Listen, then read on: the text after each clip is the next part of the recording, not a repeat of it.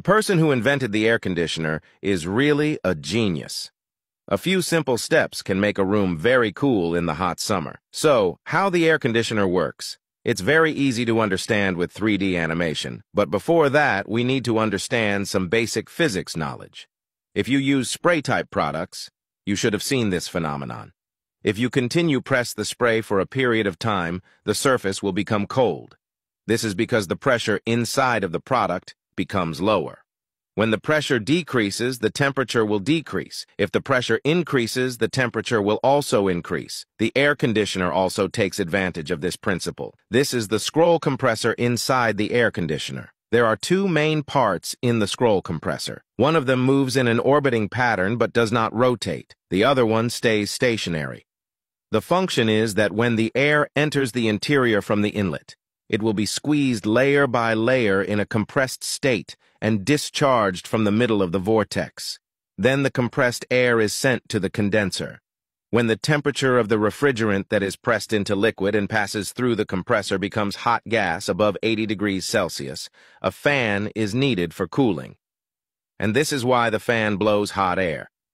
I guess when you were young, you must have thought that the hot air was sucked out from the room through the air conditioner. Now you know the reason. When a liquid evaporates, it absorbs heat and turns into a gas.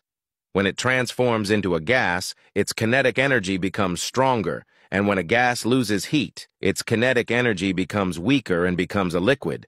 In other words, a frozen gas becomes a liquid, and a high temperature, gaseous refrigerant loses heat while passing through the condenser, so it becomes condensed and becomes liquid at the outlet. Although the refrigerant has lost some heat when passing through the condenser, it is still very hot. The temperature is about 50 degrees Celsius. The high temperature and high pressure liquid refrigerant flows into the expansion valve. From inside the expansion valve, it can seeing that a large amount of high temperature liquid needs to flow out from such a small space, the liquid pressure will drop with the flow. As mentioned earlier, the temperature will also drop when the pressure drops.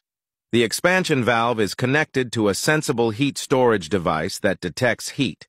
The device will detect the temperature. If the temperature rises, the pressure of the gas will rise, pressing on the spring to send out more heat.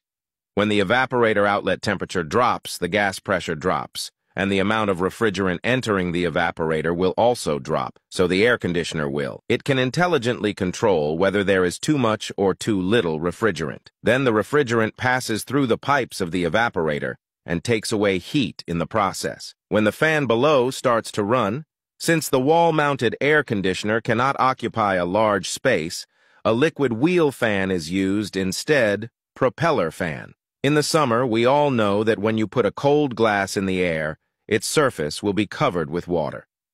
This is because the gas loses heat and is condensed. The surface of the pipes flowing through the cold refrigerator is also covered with water.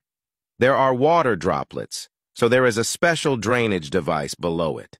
This is why your air conditioner drops water. Thanks for watching. Like, comment, share, and follow.